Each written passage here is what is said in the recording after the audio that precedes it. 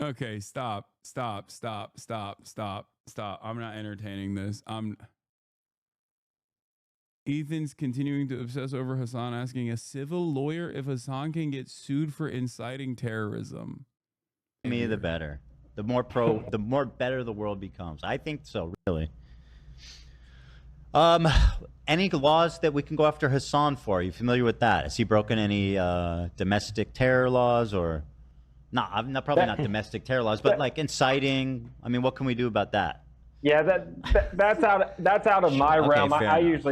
usually do just civil stuff. Sure, fair you enough. know. Fair enough.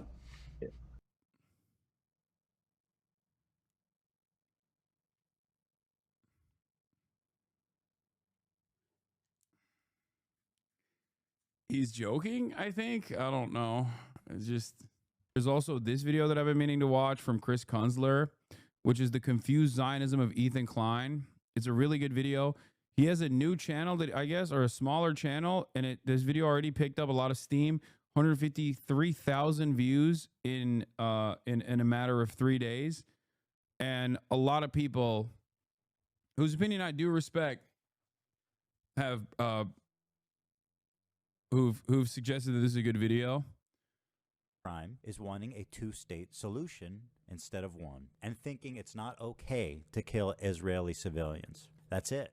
At the end of January this year, Ethan Klein of H3H3 Productions posted what is undeniably one of the most popular pieces of pro-Israel propaganda that the internet has seen in months. The video boasts more than 200,000 likes and over 3 million views. And whilst Ethan would probably balk at this video being called pro-Israel, it was even initially sponsored by ExpressVPN, an Israeli-owned company whose owners have extensive links to the Israeli military through funding it, and also even going as far to fund trips for Israeli soldiers perpetrating the genocide in Gaza to go back and see their family. Now, the original goal of Ethan's video was to deplatform and discredit the Twitch streamer Hasan Piker. However, the video has backfired because although Ethan had been on a near 15-month-long crash out from October of 2023 until January of 2025,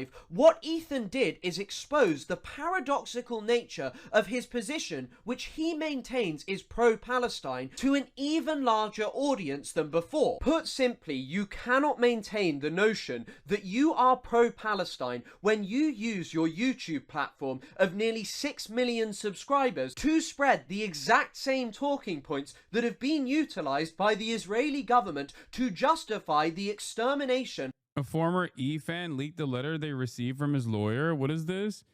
Do this or get sued. Someone asked me to post this by itself, so here you go. In a previous post, I shared the email I received from Klein's lawyer over an alleged minute-and-a-half clip. Upload this snark page that they are claiming does not fall under fair use. The rest of the letter is basically just legal jargon about what fair use is. What the clip posted apparently doesn't fall under the umbrella, yada yada. But the good part is the demands, so I don't face litigation, mind you. They addressed this to an incorrect name and addressed me as Mr. when I'm a woman, so not sure how people are going to Google me. Anyways, enjoy and maybe check your emails. 2, you provide our office with all the correspondence you have had with the moderators of H3 Snark. What? 3, you provide our office with all the correspondence you've had with other H3 Snark users. 4, you provide our office with all the correspondence you've had with Reddit. And 5, you provide our office with information regarding the identities of H3 Snark moderators. If you do not or cannot satisfy all 5 conditions, TEI will sue you for copyright infringement and misrepresentation. Keep in mind that the federal court filings are public. Anyone performing a simple Google search on you, let alone a background check, will discover this information. Once judgment is entered against you, the court's finding that you engage in copyright infringement and lied in a legal document will also be publicly available. You have until March 25th, 2025 to agree to these terms.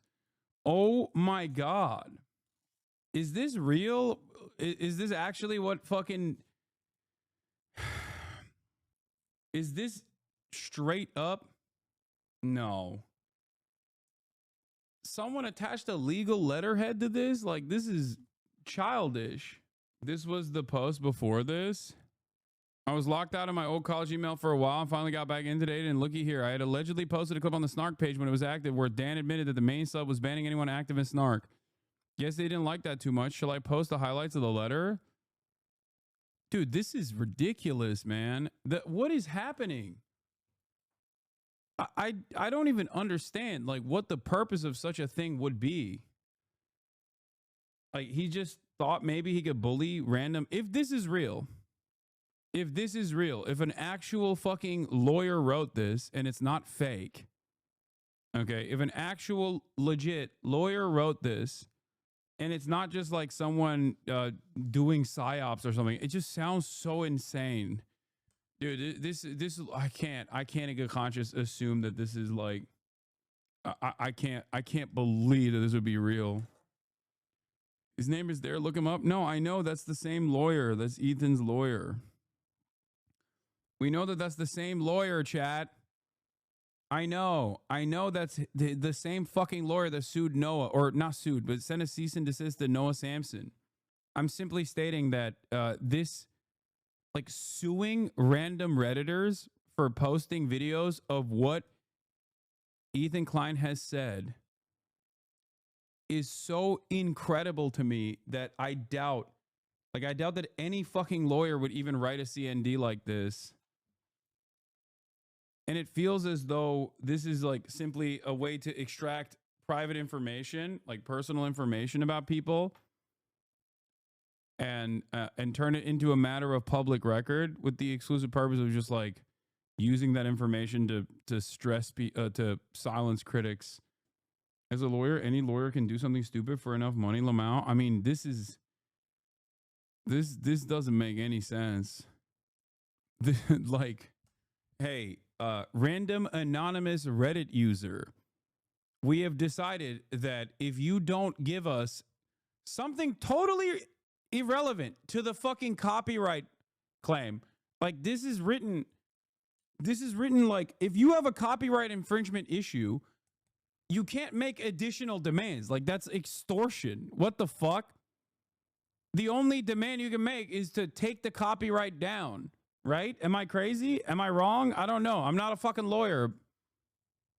You can't just be like, hey, we found you in violation of this copyright, which means that you posted a clip on a subreddit that we have my client has a copyright over. So now you have to, send us a video of yourself dancing in your underwear. Like that's okay. Cool. What the fuck? What do you mean? You can't do that, right? Like you can't. I'm not crazy, right? I don't think you could just like make a completely separate demands from someone that over a copyright claim. You either tell them to remove the copyright claim, which usually platforms will actually oblige, and if they don't oblige, then you might be liable for it. But in this situation, it feels crazy to be like, you have to give me private correspondence. That poster did say in the comments that Poopy's lawyer never followed Poopy's. Are you talking about Ethan?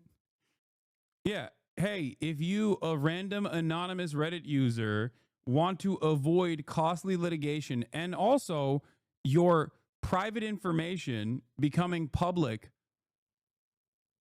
through litigation, you have to comply with these demands that we're making. Damn, bro, I found you in violation of my copyright. You posted my copyright somewhere, and now I want you to give me $7 million. I want you to release the text messages that you have with your mom. I want you to tell me what your deepest, darkest secrets are. And if you don't comply, I will sue you over copyright. What the fuck? You can only get this kind of stuff during the discovery phase of litigation. Yeah, I feel like this is a lawyer that knows that a legal letterhead holds a lot of weight for the average person who doesn't know how the law works and is simply trying to scare people into revealing information that they do not have any reason to reveal. It's just an intimidation tactic, which is what a cease and desist is in many circumstances, but this is like something different than that even. He's been bragging about doing this on his Instagram for months. He's openly bragged about using this as an intimidation tactic. Yeah. What the fuck? Yeah. You posted my copyrighted content on a separate platform. Now you have to be my slave for 34 days. I've decided this. If you don't comply, we will sue you. It has worked against people. If you're some student who lives paycheck to paycheck, you will not fight this. I know, but this is toothless. There is no fighting this in general. I guess this is the reason why you send a CND like this, or like you threaten to do litigation like this, is because it works on as an intimidation tactic. It works on people who are truly powerless, like random anonymous Reddit users, you know? What a fucking fall from grace. What a goddamn fall from grace for Ethan Klein. Holy fuck. Yeah, Ethan Fair Use Klein. Fucking with poor people, like broke ass college students and shit. So pathetic. Holy fuck. God damn. To add insult to injury here, aside from Ethan's history in successful litigation to defend fair use, how ironic this moment is. This very same lawyer, if I'm not mistaken, or at least this very same law firm that has been defending Ethan in a counter slap, has lost against that other billionaire guy that he fucking hates, who he apparently kept calling a Ponzi schemer, Brett Kavanaugh. This reads like it's fake, but they made it seem like it's from said law firm. I just can't believe an actual lawyer would write something this dumb. I know. Ryan, not Brian. I apologize. His website defaming his enemy, Brett Kavanaugh, comparing him to Harvey Weinstein, was just taken down. Yeah, this is what I was talking about. YouTuber Ethan Klein loses anti-slap appeal in producer Ryan Kavanaugh defamation case. California Court of Appeal upholds a prior ruling that the influencer may have defamed the film financier by falsely claiming that he was running a Ponzi scheme. YouTuber Ethan Klein lost a motion to dismiss the defamation case brought against him by producer Ryan Kavanaugh after the California Court of Appeal upheld a prior ruling on Thursday. Klein, who is famous for his H3 Issue podcast and internet troll persona, filed an anti-slap motion to try to get the former Relativity Media CEO and film financier's initial complaint stricken, claiming his comments fall under free speech after Kavanaugh accused the influencer of defamation. Ryan Kavanaugh brought an action against Ethan Klein and TED Entertainment, TEI, Inc., for defamation and defamation by implication, alleging they falsely accused him of running a Ponzi scheme, the court explained in a summary in documents obtained by the Wrap. The trial court denied defendants' anti-slap motion to strike Kavanaugh's complaint. We affirm.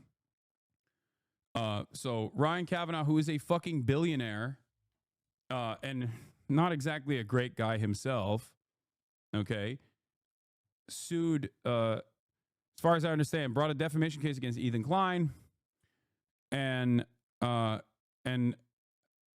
Ethan Klein tried to dismiss the defamation case and failed to dismiss the defamation case as of, I think, like last week, April 6th, as of 4 days ago. He's been deleting all the YouTube VODs where he defamed Ryan and took down the website. He's probably going to try to settle now that he lost the appeal. Apparently, E kept using an article to show proof of Ryan's Ponzi scheme, but the article was quickly taken down, but E kept using it as proof anyway. When you get the anti-slap dismissed, you go straight to damages, if I recall correctly. When you fail an anti-slap in California, basically that just means that it was decided that he defamed Ryan, so now they just have to settle on damages. I'm pretty sure that the anti-slap is pretty powerful as far as tools goes, as far as legal tools goes in the state of California. As in, if he had won the anti-slap, he would have been able to literally pay, like make Ryan Kavanaugh pay for his litigation as well. Because it's anti-slap is basically a tool that allows ironically enough, people like anonymous Reddit users and people who are less powerful to successfully defend themselves against frivolous litigation that tries to stop them from exercising their free speech. So after, I'm not saying Ryan Kavanaugh is a good dude, by the way. I'm not saying that at all. I don't know enough about him. It seems like the courts have determined he wasn't doing a Ponzi scheme, though. So I will not be saying that, let me tell you, okay? Yeah, they do not go to damages. That's incorrect. It just means the trial can proceed as normal. Even if frivolous lawsuit is a nightmare for most people, expensive, stressful, complicated, and time-consuming, yes, except Ryan Kavanaugh and Ethan Klein both have enough money to continue this, the process of litigation. Not only do we have Trump and Israel silencing pro-Palestine sentiment and blackbacking people, but on top of that, Ethan Klein is doing his own little version of that. Yeah, I mean, he's just doing it in a very frivolous manner, in a much smaller, in a much smaller manner. Okay, that's not, you know, I mean, it is. He's doing it within his own confines, and seemingly, at least as it stands currently, the courts would probably not comply with his ridiculous little lawsuits, but who knows? He asked a lawyer on air if you could be sued for domestic terrorism. Shut the fuck up. No, he did not. No, that is bro working with Beitar? What's happening? The fuck do you mean? Okay, stop. I'm not entertaining this. Ethan's continuing to obsess over Hasan, asking a civil lawyer if Hasan can get sued for inciting terrorism. No, I'm not. Ethan Klein tries to imply Hasan Piker has committed domestic terrorism or incites terrorism. First, he wants them to go to Gaza while journalists are being murdered. Now, while Trump is currently revoking citizenship, he jokes like this disgusting behavior. For me, the better. The more better the world becomes. I think so, really. Any laws that we can go after Hasan for? Are you familiar with that? Has he broken any domestic terror laws or? No, probably not domestic terror laws, but like inciting. I mean, what can we do about that? Yeah, that's out of my realm. I usually do just civil stuff. Sure, fair enough. Fair enough.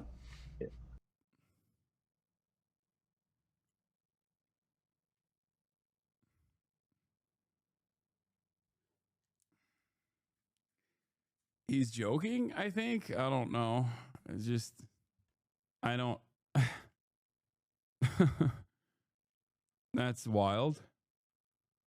That's cool, man. Why does bro hate you this much? I don't know. I don't want to do that thing where I assume that like things that he's saying in jest he means sincerely, except in this circumstance it's hard for me not to assume that there's at least a little bit of seriousness backing this, because he has actively called for my deplatforming. He has said in the past that he, like a couple months prior, I think he said he wants me to lose everything. And he seemingly hasn't stopped talking about me. So I don't know. Maybe he's joking. Maybe he's not joking. Who knows? He is a joke, however, because he's asking a fucking civil litigator whether or not he could pursue like federal charges. Personal injury lawyer. Can we claim he's terrorizing me by being sexy? Look at how hot he is in this photo. Sir, please look at this photo and tell me that this doesn't terrorize your mind. Excuse me. Are you a lawyer or not? My lawyers can't do shit. We have to sue him for being stupid and sexy. I fucking hate it. Stupid, sexy Hasan. His armpit is out. How did he skip so many steps in the Hasan derangement syndrome? How did he skip like 11 steps? How was he like outflanking the likes of Sex Pestiny? It is wild. I feel like he's made this so cringe that even fucking Destiny has been like, yeah, I'm done with this actually. Well, he's got his own court cases to worry about, I guess. It feels like he made it unfashionable. You're useless to me, Tom. Okay. All right. Anyway, according to the filings, the case started when Variety published a story in June 2019 article titled Ryan Kavanaugh accused by ex-partner of running a Ponzi scheme. In it, the trade wrote that Elon Spar filed a lawsuit against Kavanaugh in Los Angeles Superior Court. Kavanaugh persuaded him to go into business with Kavanaugh under false pretenses. Spar had developed an idea for a stock exchange in which the buyers could purchase equity in film projects. However, the outlet later updated its coverage to include a statement from Kavanaugh's team that he and Spar had satisfactorily resolved all their issues. And then in April 2021, Triller Fight Club 2 sued Klein and his podcast company for copyright infringement after they used footage of their pay-per-view fight and music event without permission. At the time, Klein alleged that Kavanaugh was behind the lawsuit despite not being directly involved. Former Relatively Media producer that was also the founder of Proxima Media, which had a controlling stake in Triller. Kavanaugh's complaint alleges that beginning on June 11, 2021, Klein launched a campaign to harass and defame him in retaliation for Triller Fight Club 2's copyright action, the court docs detailed. Klein used his YouTube channels and other social media platforms to disseminate the defamatory accusation in the Variety article that Kavanaugh ran a Ponzi scheme. Within hours of his publication in Variety, that accusation had been retracted and the article had been corrected. Klein knew of the retraction and correction, but repeatedly republished a false accusation over the following months. The case could have ramifications of the current influencer environment, as Klein was accused of encouraging his followers to continually update Kavanaugh's Wikipedia page and circulate clips on Reddit and other formats. Ultimately, Kavanaugh's lawyer, Amy McCann Roller, issued the following statement. This is an important case about the growth of online and professional trolling, which required a real analysis of free speech, of when free speech is no longer a harmless opinion.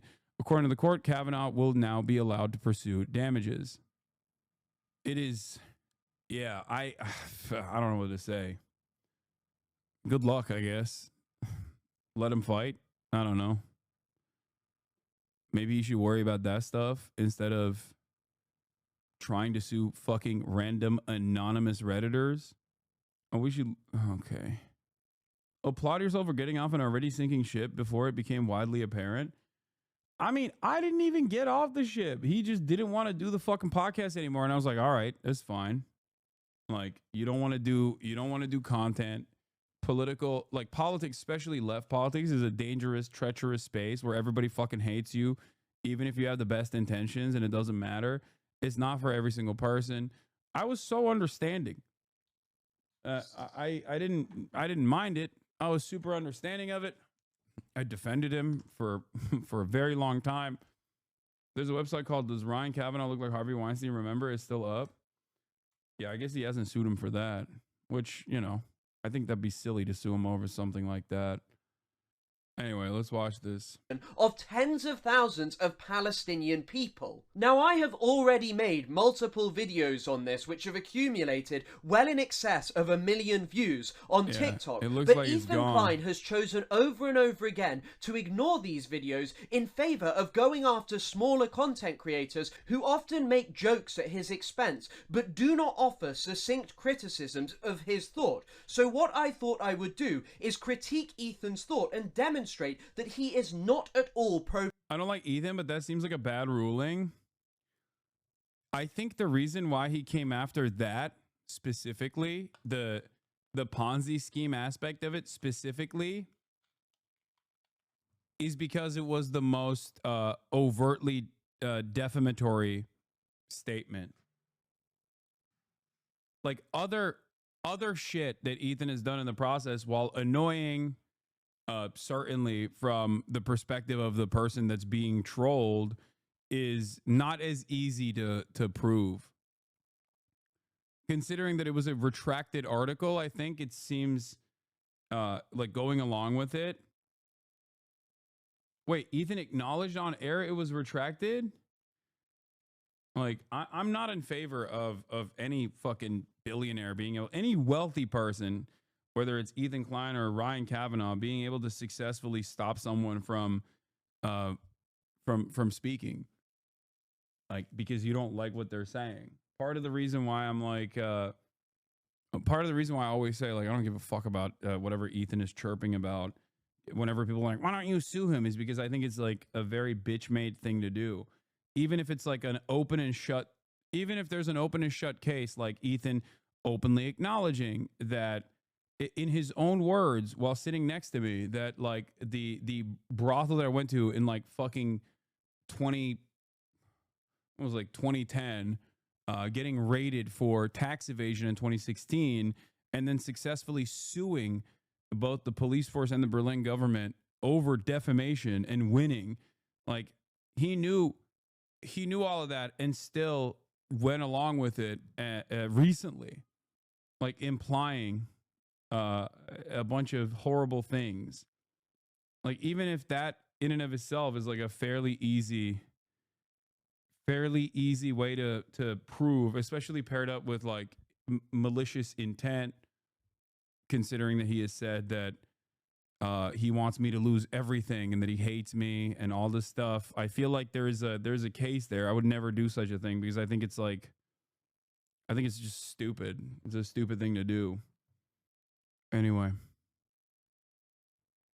Let's watch this. Palestine, because he is nothing more than a Westerner whose thought is dominated by Orientalism, and he therefore simply cannot offer a succinct political understanding of anything to do with the Middle East. Now, the concept of Orientalism was proffered by Edward Said. It was the first thing that I learnt about when I started my Middle Eastern Studies degree as an undergraduate back in 2019, and what it basically refers to is the distinction between them and us, them being non-Westerners and us being Westerners. And according to Said, this was produced through discourse, and what he meant by this was anything from travel writings, newspapers, stories, depictions, anything that you could think of which created a vision of people from the Middle East or the wider Orient. It is at its most basic media which seeks to create this distinction between them and us, and Ethan's video is a perfect example of it. Through this Orientalism and the discourse it produces,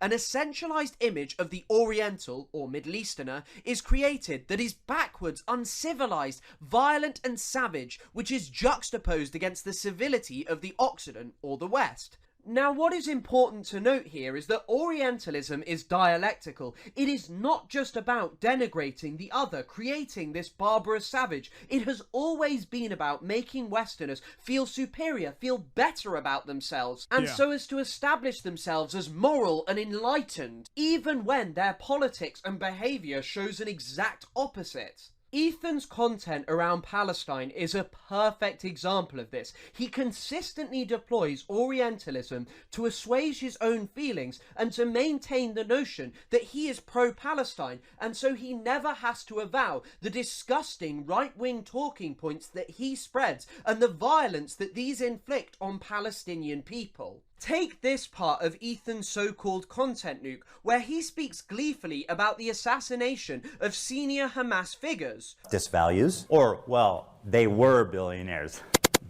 Because they're all dead. They killed it all, they're all dead. Or this part where he condemns Hasan Piker for his endorsement of Syed Hassan Nasrallah, the former leader of Hezbollah, who was killed in an Israeli strike last year. Hezbollah is a paramilitary organization. Do we like them or no? They are a terrorist organization. Like, they're designated. They are designated by the American state as a terrorist organization. I do not like them then. Well, like, I like what you like. I don't have an issue with them, let's just say. This is Hezbollah's leader, Hassan Nasrallah. According to Hasan Piker, this man is a brilliant freedom fighter. But before we get into that, let's see how he... Also, he stretched that statement as hard as he could, where I said, I don't have an issue with them, let's just say, to literally turn that into he fucking he fucking loves this guy, bro. Like, no explanation to undermine what I was saying, no context involved in that process. Clips are obviously cut. Did I say anything in between? Have I talked about Hassan Nasrallah extensively? he feels about Jewish people. Here are some choice quotes from Hezbollah. Also, then he turns around and fucking says that Hassan Nasrallah is anti-Semitic, which is ironic because one of his most famous statements is about how a lot of dumb Arabs are anti-Semitic when they don't realize that Israel is not operating at the behest of Judaism, but instead operating at the behest of American empire. Now, of course, if he was even remotely curious about even learning about his enemies, he would know that reality. But of course, he doesn't know that reality. If he actually had done his research on clips of mine, there are plenty of other clips where I've talked about Hassan Nasrallah or Hezbollah, as a matter of fact. Leader, Hassan Nasrallah. According to Shaul Shai, Hassan Nasrallah said in a speech delivered in Beirut, "What do the Jews want? They want security and money. Throughout history, the Jews have been Allah's most cowardly and avaricious creatures. If you look all over the world, you will find no one more miserly or greedy than they are." Now, at first, I was just going to let this section of the content nuke play because it seemingly shows anti-Semitic statements by the leader of Hezbollah. But a quick look into this shows that much like the rest of Ethan's video, the sourcing is just absolutely terrible. He has gone on Wikipedia and repeated unequivocally what is put on there without bothering to check the veracity of anything. So let's quickly go through them. The first quote comes from the book of an Israeli official, Shaul Shai, the former head of the IOF's military history department, a lifelong Israeli soldier. So it may be that this man made up his claims, especially since the articles he cites in his book are almost impossible to find now. And we all know that Israel, its government and senior officials don't necessarily love telling the truth. The second quote is not actually from Nasrallah. The source that Wikipedia cites is noted to be incorrect in this 2012 article. It is not a quote from Nasrallah. The third quote is perhaps the most outrageous of all of them cited by Ethan, because it is noted on the Wikipedia page that this is likely a lie. It literally notes that...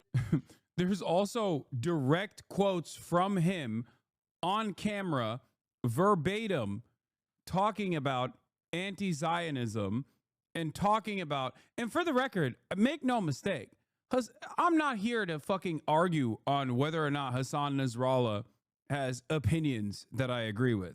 There are certainly plenty of opinions of Hassan Nasrallah that I do not agree with, okay? Like opinions around gay people, or I don't even know. There's probably a million different things I don't fucking agree with Hassan Nasrallah. I still don't believe that he should have been assassinated alongside 2,000 fucking people in a Beirut suburb. Oh my God, what an insane fucking thing. I know.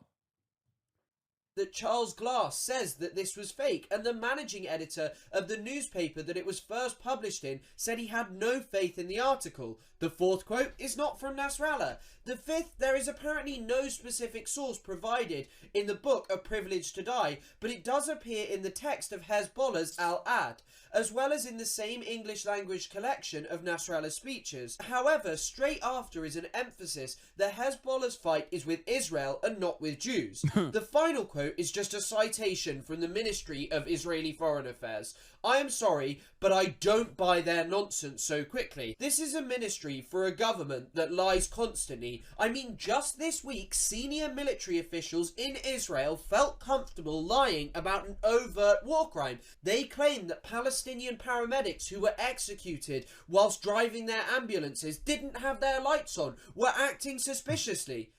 Well, the IDF did not randomly attack an ambulance. Last Sunday, several uncoordinated vehicles were... What is your thoughts on the Jews? I love my Jews. Also, there's another thing that I must repeat and reiterate here.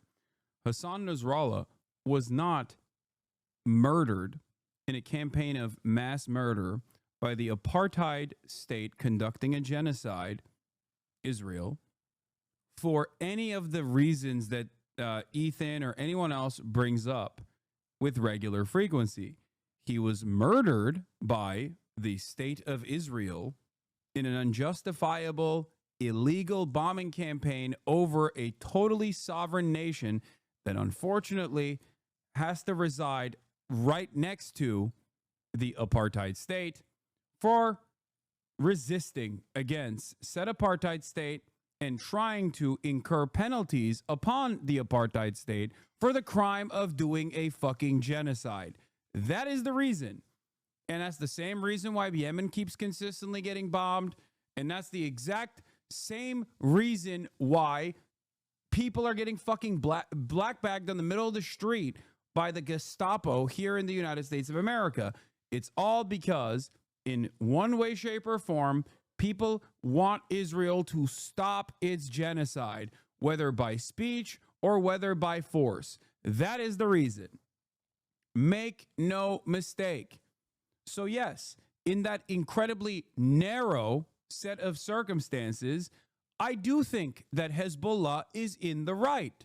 Just like in that incredibly narrow specific set of circumstances, I think the Ansar Allah movement is in the right. What they are doing is moral in terms of enforcing a blockade to stop Israel from committing a genocide. I think it's moral for Mahmoud Khalil to also protest against Israel on U.S. soil, where he also, on top of everything else, has the constitutional right to be able to do that. Okay? Identified advancing suspiciously toward IDF troops without headlights or emergency signals. And now there is literal video evidence showing the exact opposite. Israel will say and do anything because they rely on morons like Ethan believing absolutely anything because it fits with their narrative that the other are barbarous and evil monsters who commit crimes constantly. But then consider Ethan's reaction to this clip of his wife. Just the other day, Bibi fired a really good guy that a lot of people are pissed about, and he fired him because they had a disagreement, and that's like so Trump coded. Well, he was like a moderating voice in the war room. Yeah. And he got. How do you counter a talking point that they killed or starved 2 million people? Genuinely asking, what talking point? Who did this? Who killed 2 million people?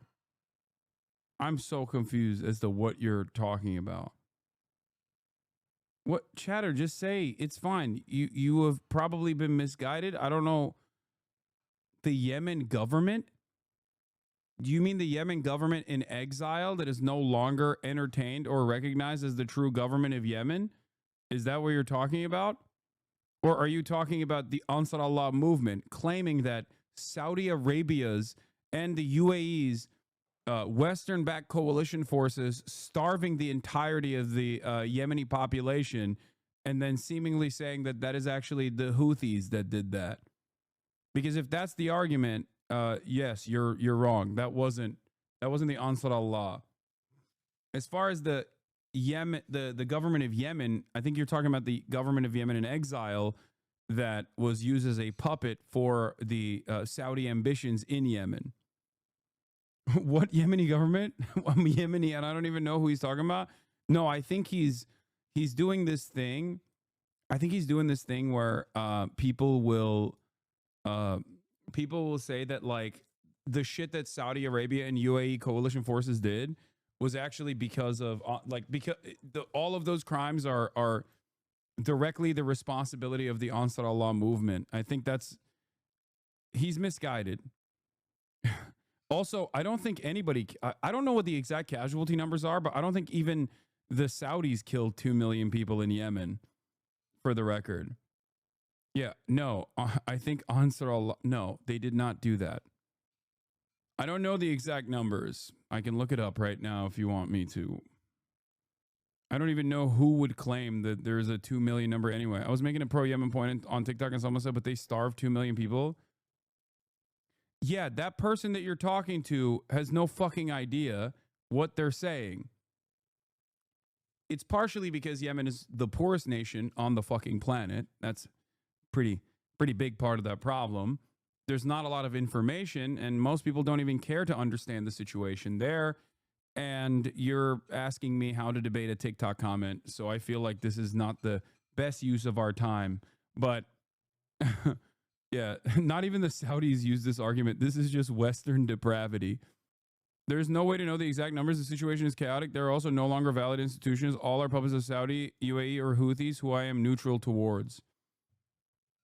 The irony, of course, is that with the exception of the one guy who is still the former leader in exile, even his forces, even his coalition forces, have, in the aftermath of October 7, put down their arms and joined in unison the Ansar Allah movement and participate against the demonstrations against the state of Israel for the crime of genocide. And as far as I understand, are firmly committed to trying to stop Israel from committing a genocide.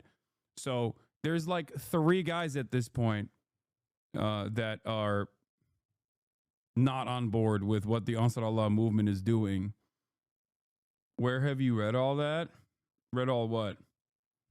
Anyway, let's continue. Get rid of him, or at least a more moderate voice. I don't know anything about the guy. Just recognize his picture.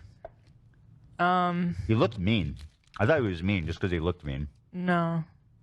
In the video, Hila is endorsing Yoav Gallant, Israel's former defense minister, a man who is wanted by the International Criminal Court, whose crimes far supersede any of those committed by either Nasrallah or any other leader of Hamas, the Houthis, or anyone you can think of. This is a man who said openly he wanted a total siege of the Gaza Strip. אנחנו מטילים מצור מוחלט על העיר עזה. אין חשמל, אין מזון, אין מים, אין דלק. הכל סגור. אנחנו נלחמים בחיות אדם ואנחנו נוהגים ב... Yeah, I mean, just like this could be a good guy even after being designated as a war criminal, okay? Ethan also does this exact same thing by falsely claiming that a TikToker dude who's 19 years old in Yemen is a fucking terrorist and a member of the Al-Houthi family, okay? Without any evidence whatsoever, and only evidence to suggest the exact opposite. Meanwhile, anyone, including those who have served in the IDF that might be very close to Ethan Klein, it's a bridge too far to call them a terrorist, even though the IOF is a terrorist organization, one that is far worse than Hamas, as a matter of fact. For the record, like, the standards are completely out of whack. He is the man who prosecuted the genocide, which Ethan loves to say that he opposed. And for the record, everybody knows, I hope at this point, what my opinion is. I am much more understanding than other leftists in terms of people who have served in any military, as long as their current actions reflect that they understand the wrongdoing that they participated in. And this is included but not limited to, you know, people who have become anti-Zionists in the aftermath of their service within the Israeli occupying force. There is, I think, because given my position, living in the heart of empire, living in a settler colony myself, I think I'm a little bit more understanding. It's if you are unapologetic and still continue to defend the Israeli occupying force, defend your service and all that, I think that's when we have disagreements. That's when I think you're not a good person, just so everybody understands. And yet he let his wife take a break with almost no pushback, even though she referred to him as a really great guy. Hila and Ethan's claim was that they didn't really know who Yoav Gallant was or what he was like, even. But IOF and IDF are separate entities, because I thought IOF is the naming designation of the Israeli Defense Force. I refuse to call it the Israeli Defense Force because they're not defending themselves or defending anything, really. They're defending an occupying force, which is why people who are pro-Palestine will often call the IDF IOF, the Israeli Occupying Force, because that's what they do. That's what they are doing. And I think that that's a much better naming convention for the Israeli Occupying Force. They've called moral defectors selfish for not serving. Oh my God, yeah. Just do some war crimes. What do you mean? Why do you care? Why do you care? Just do a couple war crimes, man. Come on. Though that clip of Yoav Gallant claiming that Israel was going to institute a total siege was noted by South Africa at the International Court of Justice and was a very popular clip for noting Israel's genocidal intent in Gaza. And so what I think that this is indicative of is either one of two things, which is that Ethan and Gila don't know anything about Israel-Palestine colonization and the wider Middle East North Africa region, which is undeniably true, or that Gila could not take the backlash when they avowed their actual views, which I think is the more likely of the two, because the idea that they just didn't know who Yoav Gallant was, one of the most senior figures in Israel's military, is fundamentally ridiculous. And so this would mean that Gila endorsed a man whose war crimes far eclipse any of those perpetrated by the organizations that Ethan thinks Hasan should be deplatformed for. Yeah, like, unironically, once again, Hassan Nasrallah, even if you were to add Hezbollah's actions in Syria, okay? Even if you were to add Hezbollah's actions in Syria, which, by the way, Ethan does, but in the dumbest way possible, which, once again, shows how little he knows about anything, where he erroneously says that Hezbollah killed 500,000 people in Syria, which is the most psychotic thing I've ever fucking heard, overlaid in front of a city that has been barrel bombed, with the implication that Hezbollah has a fucking air force, okay? How did they do that? How did they kill 500,000 people and get access to barrel bombs and an air force? Shocking number. Portraying in even a semi-positive light and offering context for why they do what they do. So why is it that Ethan just does not carry the same energy for when it comes to his wife in comparison to Hasan Piker? And what makes this even worse is that Ethan didn't just let Gila get away with this with basically no pushback. He actually took to his Instagram stories to defend her, arguing that the quote was... Like, there's also, once again... There's so, like, this is a 56-month subscriber, pro-aggressive Omar.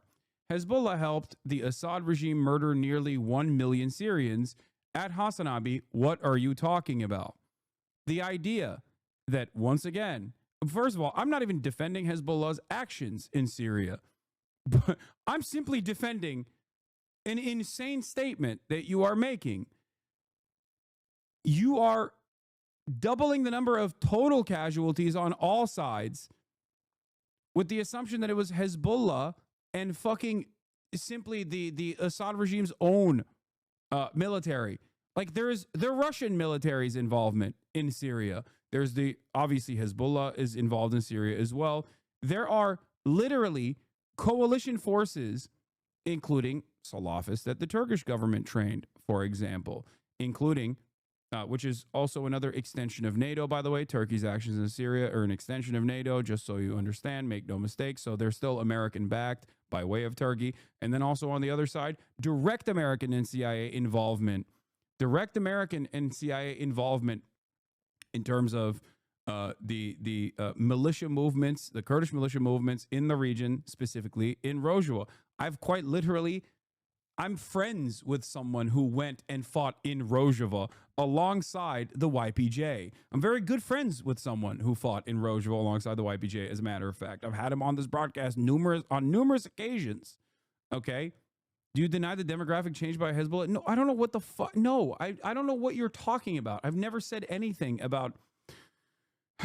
Notice how you just made a fucking insane statement, okay, without mentioning any of the other parties involved, doubled the fucking casualty numbers in the entirety of the Syrian civil war, attributed it to mostly Hezbollah in a conversation where I'm saying, no, it's not fucking Hezbollah that's responsible for 1 million deaths, not the 5. Ethan didn't even make this claim, for the record. Ethan said 500,000, which is the total number of casualties in the Syrian civil war. I was in the process of explaining that Ethan is wrong for saying Hezbollah killed 500,000 people in Syria. It's fucking ridiculous. Okay? You doubled that number, said it was Hezbollah, and when you recognized that you were in the wrong, you turned around and moved the goalpost to something different. What are we doing? The fuck are we doing here? As a result of being after October the 7th. I mean, he doesn't provide this kind of charity to people like Nasrallah or people from Lebanon, people in the Houthis or wherever, who have suffered under Western imperialism and larger terror attacks than October the 7th. No, he just thinks that this applies to Israelis only, and he doesn't seem fussed that his wife endorsed a man who referred to Palestinians as human animals, because whilst he seeks to make the distinction and say, oh, he was probably only talking about Hamas, the thing is that this was the man who oversaw the Gaza genocide that Ethan says he condemns, but he doesn't mind this man referring to Palestinians as human animals so as to establish them as subhumans worthy of death. No, he thinks that that's completely fine because he was a moderating voice who wanted to end the war. But he didn't want to end the war because of his opposition to the Gaza genocide. He just wanted to end the war because he thought all of Israel's aims had been achieved, and that no more aims could be achieved via military means. So all of the destruction and mass killing that was already perpetrated in the Gaza Strip, well, he thought that was enough. This isn't even the first time that Ethan or Hila have displayed their love for a figure who is undeniably implicated in racially... Hasan, I'm telling you, you're not accurate. You're not accurate on Syria. With all love and respect, my people and I experienced the brutality of Hezbollah, not you nor Ethan. Dude, I'm not saying Hezbollah was a good force in fucking Syria. I'm simply stating that Hezbollah nor the Assad regime murdered 1 million Syrians, even though the total casualty number is closer to 600,000. And yes, a big part of that was Russian military involvement and the coalition forces under the command, or at least the directive, of Bashar al-Assad. There has never been a moment where I've defended Bashar al-Assad. I do not defend him at all. Okay? This conversation is about something entirely different. I'm not saying Hezbollah in Syria was a force for good. Motivated slaughter. Take George Bush, for example, who in this 2017 clip, Ethan says he loves. I gotta tell you, I saw George Bush on what was it, Jimmy Kimmel? And I was like, man, I love this guy. I love George Bush. As a dude, fucking... George Bush, he's got a lot of character. He's a bro, dude. You know, he's like painting. He just made a book of portraits. He's drawing portraits of veterans. This was a guy who said he wanted to launch a crusade in the Middle East and then went on to do so. And the American people are beginning to understand. Now, this crusade, this war on terrorism, is going to take a while. Slaughtering hundreds of thousands of Iraqi people, all in the name of oil, something which Alan Greenspan, the former chairman of the Federal Reserve, literally admitted in 2006. Hey, this is journalism. It's so weird. It's so weird. Motherfuckers want journalism, and when I'm trying to do journalism, they go, "Why are you doing that?" What do you mean? I'm just chilling. We're just having we're just vibing. Yeah, we're just vibing. We're vibing big time. Hasan uncritically interviewed this kid for about an hour. It was the most brazen display of disgusting terrorist propaganda that I have maybe ever seen in Western media. So if a 19-year-old from Yemen, who isn't even actually a member of the Houthis, but simply supports them, is an evil terrorist who shouldn't be allowed a platform, what does that make Ethan and Hila, people who endorse war criminals, responsible for the slaughter of far, far more people than the Houthis? Left. Once again, also, Hila was in the Israeli occupying force. And not only that, but also literally participated in a raid in the West Bank, which is illegal. Okay? Israeli military presence in the West Bank is illegal. Ethan himself has said that West Bank settlers are open season targets. Like if random Yemeni TikTokers are terrorists, then what is your wife at that point? You know what I mean? Like that's a war crime. The only difference here is that America doesn't consider that to be a war crime because Israel is an extension of America. All right. I always thought that despite our differences, there was one thing we could all agree on. And what was that? That we love America.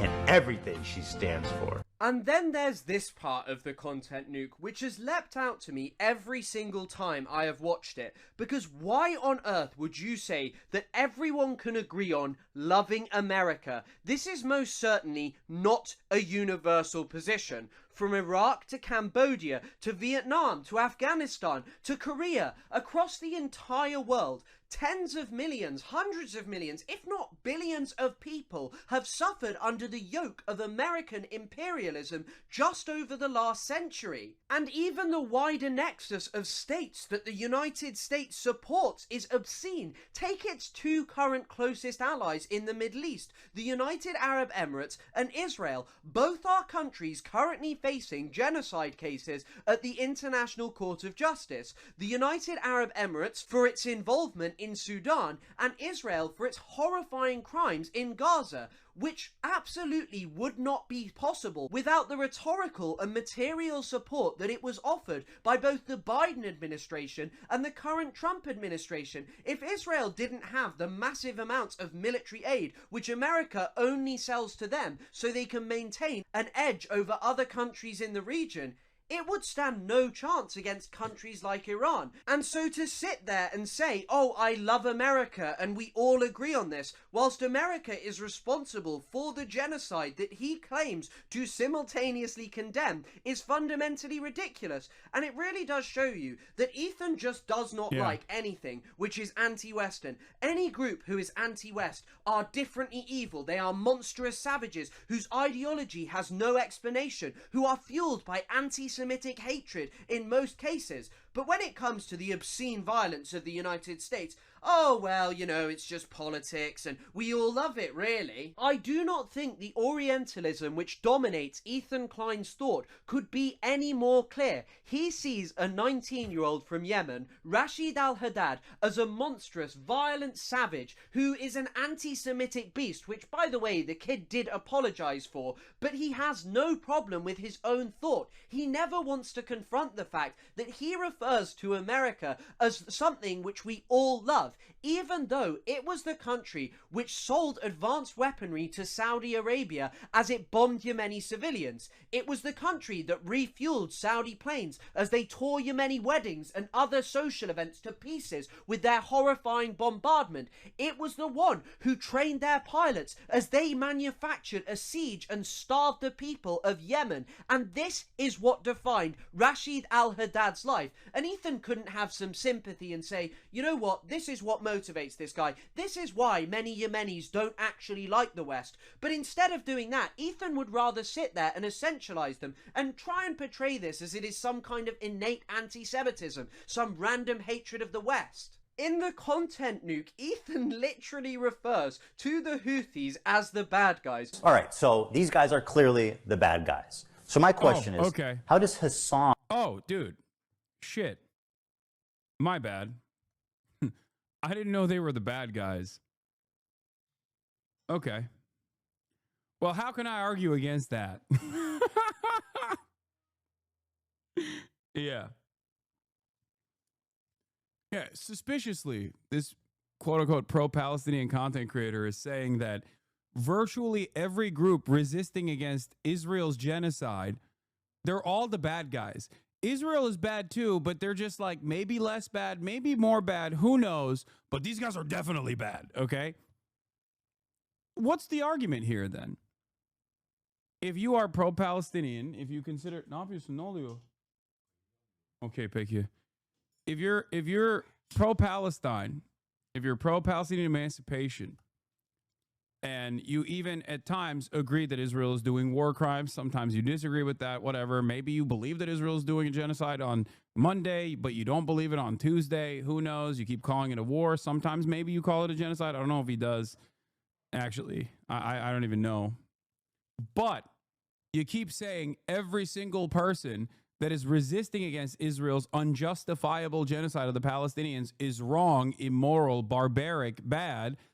Then it's going to, you know, I'm going to start to assume that you don't actually hate what Israel is doing, especially if most of your commentary revolves around criticizing those who speak out against Israel's atrocities, criticizing those who are actually doing anything against Israel in terms of making Israel incur a penalty for the crime of doing a genocide.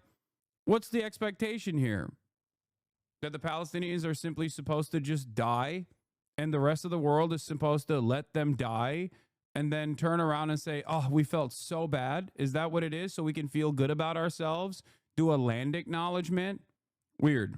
On cover such a genocidal, violent, misogynistic, homophobic, terroristic organization. Which really does show his childish, marvelized understanding of politics, because if you think that the Houthis are somehow the evil baddies and America and Israel are some kind of axis of good, then I don't know what to say to you. You have the political acumen of a child. And Ethan's argument as to why they're the bad guys is the classic Orientalist tropes. He refers to their slavery based on some rather dubious evidence published by pro-Saudi outlets, and Ethan acts as if it is bizarre in his recent lawsuit to quibble with the State Department or what Saudi Arabian news outlets are saying, but anyone with a basic knowledge of how you write an academic essay or make an argument would tell you, well, if the Saudis are bombing the hell out of the Yemeni people and trying to claim that the Houthis are the evil of all evils, they might be willing to make things up.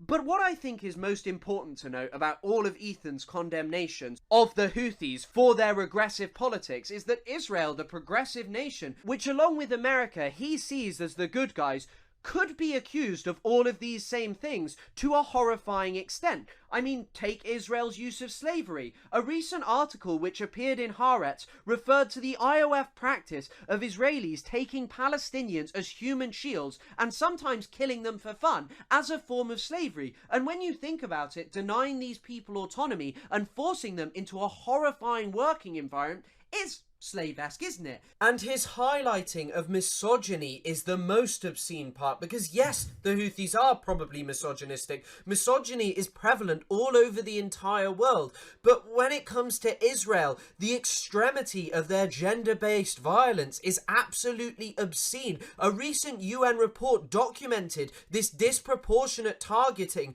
of women and young girls. It targeted the use of sexual violence, how their reproductive rights are infringed upon by Israel. So stop sitting. There's a lot more hard evidence, by the way, from the United Nations of Israel's standard practice of sexual abuse and systematic destruction of reproductive health care from the Israeli military against the Palestinian population, as opposed to the mass rapes directed by Hamas atrocity propaganda that Ethan unironically uses in his Context Puke.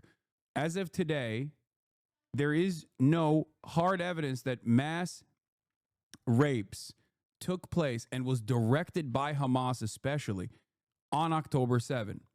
There is, however, evidence for this. I doubt that Ethan has talked about this stuff. I don't know. Maybe he did. Sitting there and pretending that you're some kind of defender of women's rights because you oppose the Houthis, but generally seem to have no problem with the IOF, and you haven't made a near 2-hour-long video about Israel's supporters, people like Lonabox, who Ethan literally invited on his show. It is absolutely ridiculous. Yeah. This is who Ethan thinks is a good person to criticize Israel in the right way. A person who has talked about, like, Israel sniping children in the head and disparage those, disparage the hard evidence against such things, saying it's simply a mistake or an accident. Here he is smiling ear to ear in Israel alongside Sex Pestany with a former government employee of Israel, by the way. Like, ridiculous. And Lonabox is a particularly important figure to highlight because Ethan, as I said, brought him on his show, but as the photo shows, he went on a trip to Israel, laughing and smiling along with Eylon Levy, Netanyahu's former spokesman, until he was fired over some personal issues. But do you know how sniping jobs work? Ultimately, this guy has sought to make a career out of justifying the extermination of Palestinians. He was a pivotal figure, appearing on Western TV, using his British accent, which makes him endearing. Does Ethan even have clout on the left? He did at a certain point, but this is not the reason why there's a lot of focus on his work. He's a massive content creator with a fairly large audience. He literally restarted his formerly inactive YouTube channel, H3H3 Productions, in an effort to do this Hasbara, in an effort to do this cynical defense of Israel, while never really saying that he's like fully throatedly supporting Israel, but instead choosing to actively attack every single person who does criticize Israel and demand that they get deplatformed. So I think that it's pretty significant if a content creator, especially one that had so much clout in the past, is spending all of his time, effort, and resources instead of directing it towards I don't know, fundraisers for Palestinians, or instead of talking about the atrocities that Israel is committing. This is the overwhelming majority of his commentary on Israel's genocide. He goes after content creators no matter how large or small. So yeah, I think it's not about his clout necessarily on the left, but more so how much time, how much effort he spent, how much social capital he's actually destroyed in the process even. Ethan never had leftist clout. He had normie clout amongst mostly people who are, not meaning this critically, but the most common memesters normies. Yeah. To Westerners to justify the extermination of Palestinians, to lie about what was going on in Gaza so it was plausible for Israel to carry out its genocide. And since this point, he's continued making videos, including one from the other day where he explained why Palestinians had no right to the West Bank. And yet Ethan just does not care. He's not making 2-hour-long videos about Lonerbox. He's making 2-hour-long videos about Hasan, because he spoke to a 19-year-old. Hasan didn't spend time with the former spokesman of Benjamin Netanyahu, a man accused of leading a state perpetrating genocide. How can you reconcile the idea that you are pro-Palestine when you welcome Lonerbox onto your show and don't care about this, yet spend your time crying about Hasan interviewing a 19-year-old? It is a choice to make a video like this which sought to deplatform one of the biggest pro-Palestinian voices on Twitch. It is a choice to engage in smears of the... It's not the YouTube drama, it's the YouTube drama clout he has. He can spit lies because no one will look it up. I have considered why these slop tubers hate on you, and it's because you do not auto-agree with them and you talk about things they do not know, and it shakes up their worldview. Yeah, also, considering that a lot of my commentary revolves around undermining and directly tackling pre-established social conditioning that you get from an early age, whether it be unconditional support to Israel. This is pre-October 7, where most people had that social conditioning, or that these brown guys overseas are not like the scary monsters who are equipped with a copy of the Quran that says you have to kill all infidels, or whatever the fuck people believe, the Islamophobia that they learn. This makes it incredibly easy to just turn around and engage in reactionary commentary, even from the framework of being a supposed progressive liberal. If every outlet, if every institution that you trust when you're growing up, even as a progressive, even as someone who fancies themselves to be a liberal, is telling you that these are big, brown, scary bad guys and they're barbaric, then it's much easier for someone who also presents themselves as a liberal or progressive, or even, dare I say, pro-Palestine, to be able to engage in commentary such as this. This is literally the fucking... This is the basis for how Sam Harris made so much leeway with his Islamophobic sentiment while still maintaining the presence that he was a liberal. He was a high-minded, intellectual liberal. Pro-Palestinian movement, and to seek to exoticize any form of resistance against the state of Israel. You do not refer to Israel as the bad guys. You do not condemn people who openly support Israel, even though it engages in these excesses. Take homophobia. You have Israel's Minister of Finance who said that he was a proud homophobe. He's in control of the economy. In control of the Israeli police is Itamar Ben-Gvir, a man who is also homophobic. And and once kicked a transgender person and organised a rally in Jerusalem where they paraded around farm animals to mock pride parades. And you sit there and go, oh, the Houthis, they're homophobic, they're this, they're that. It is just pinkwashing, Ethan. You are seeking to create a barbarous other who is unlike the Westerner, who does not share our values, and therefore they are the bad guys, and anyone who might seek to offer them any form of context is someone who supports evil, terroristic, genocidal entities. But your own wife who endorsed Gallant, oh, you know, she's your wife, it's understandable. October the 7th had just happened. And then you think about the West allies, the people who oppose the Houthis, the good guys, according to Ethan Klein, the nexus of pro-Western states. You have Saudi Arabia, most of the Gulf countries, who use the kafala system, something which is equivalent to modern slavery. They invite foreign workers over under promises that they're going to find new and great lives in Saudi Arabia. Then they take their passports and effectively offer them no rights. And many people have referred to this as modern slavery. So why is it the nexus of pro-Western states are the good guys in Ethan's political understanding? Because whilst Ethan might say, well, I'll condemn Israel, I'll condemn Saudi Arabia, this is what America and Israel have helped to set up and maintain in the Middle East for decades now. They want dictatorial regimes like those of Saudi Arabia, the United Arab Emirates, because these keep people quiet. You know, they will perhaps normalize with Israel, allow it to carry out its ethnic cleansing in the West Bank, the Gaza Strip, destroy any hopes of a Palestinian state, whilst they hide behind the idea of a two-state solution. Any time that these things are perpetrated by an ally of the West, it doesn't matter. It's not a problem which is indicative of how rotten and... There's nothing more powerful than a corked up white boy with a British accent, well equipped with a Middle Eastern Studies undergraduate degree. I didn't know. Someone said he had a PhD as well in Middle Eastern Studies. I'm telling you, dude, is OP.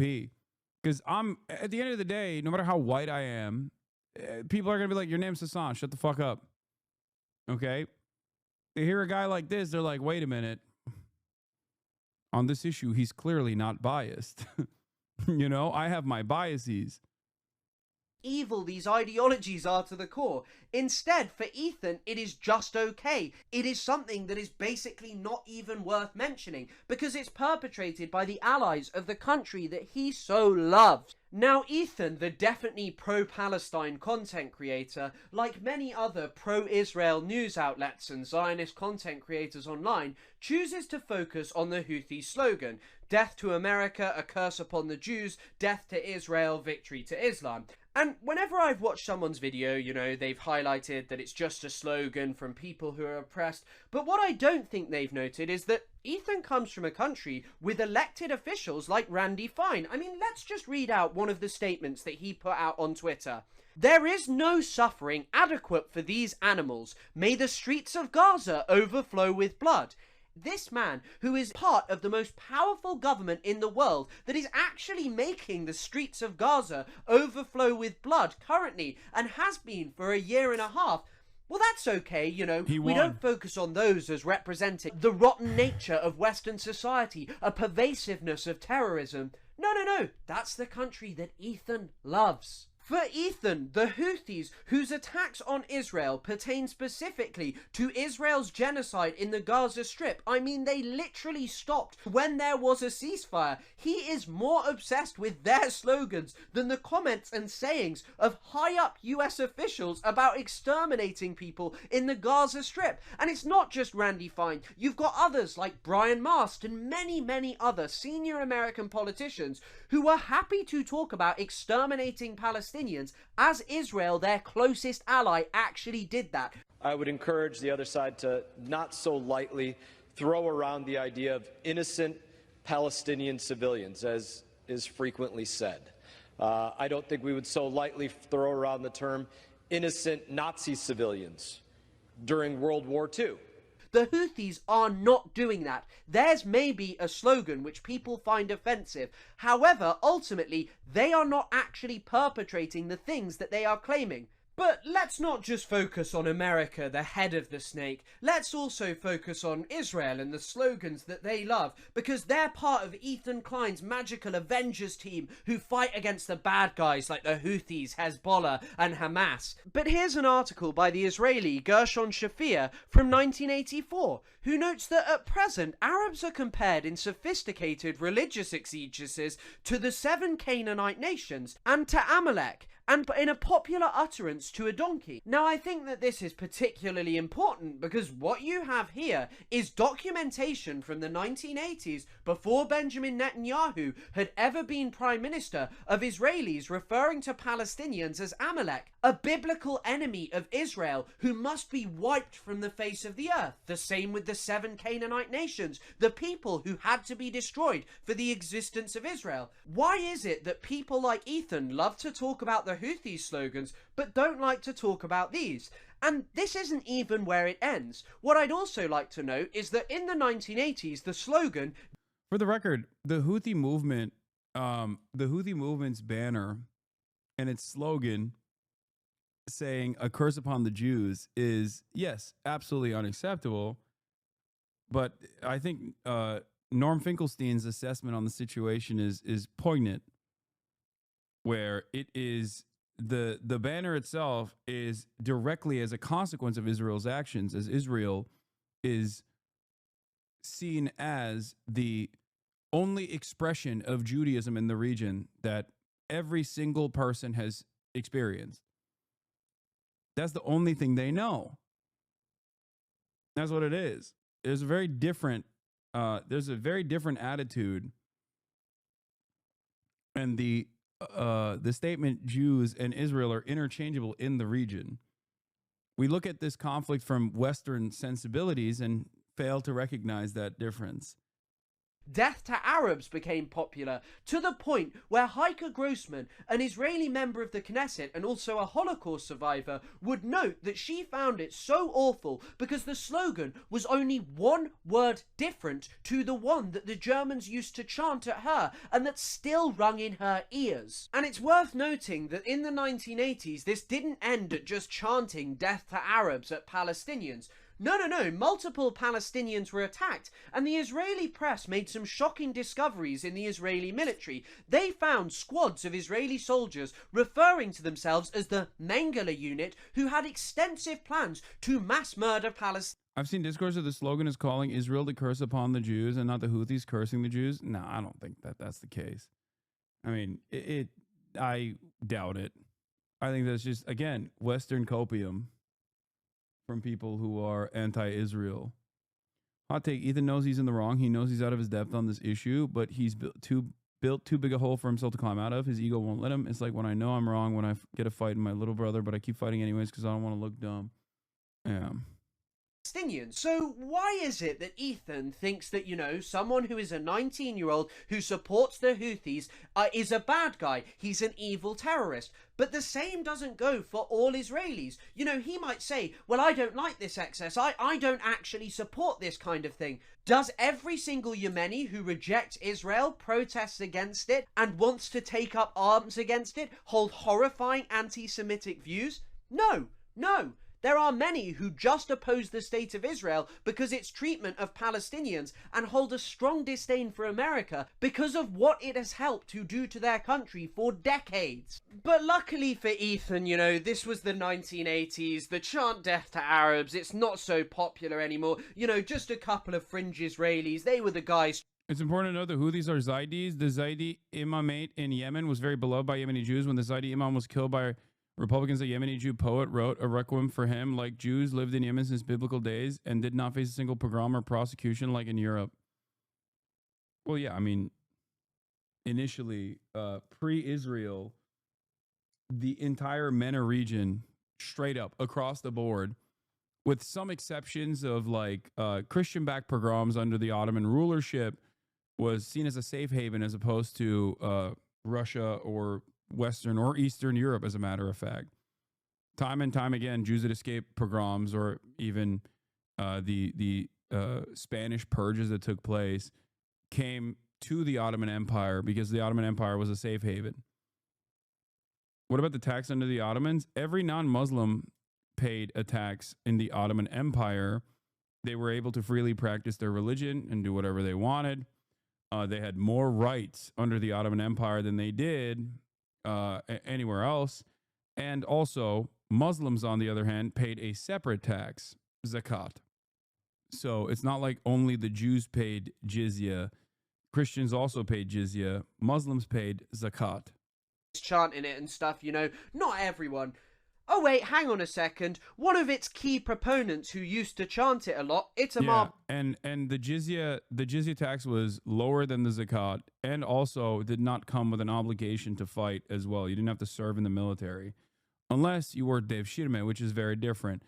Dev Shirmeh is a practice of taking non-Muslims from a young age and then training them to become some of the best fighters in the Ottoman Empire. Anyway, I'm diving into the weeds of fucking Ottoman history now, so I'm not gonna do that. Is now Israel's Minister of National Security. Oh, it's okay though. He doesn't actually say. I hate it when you talk about this. You fail to recognize that some things are the other way around, sometimes unfortunately too, but it's okay. We will have a conversation about minorities in the Middle East later. Balkan chatters light the fuck up whenever I talk about this. It's not something that I am defending. I am not defending any of these practices. I do not think that the Dev Shirmeh system was good. Holy fuck, dude. My mom is yelling from the other room saying the Byzantines used it as well. Death to Arabs anymore. Here's a video of him saying that he now says death to terrorists and encourages others because it is legal with a government stamp of approval.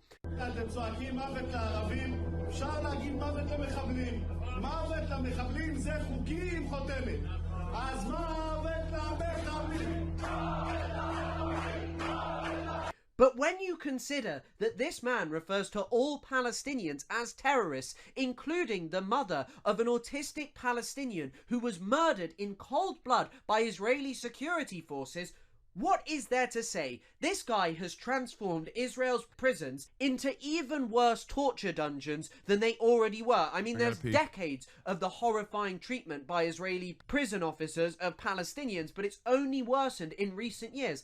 And Ethan doesn't see this as a sickness within Israeli society. He doesn't see it as indicative of the monstrous nature of their ideology, their movement. He thinks that there is still something redeemable about Israel.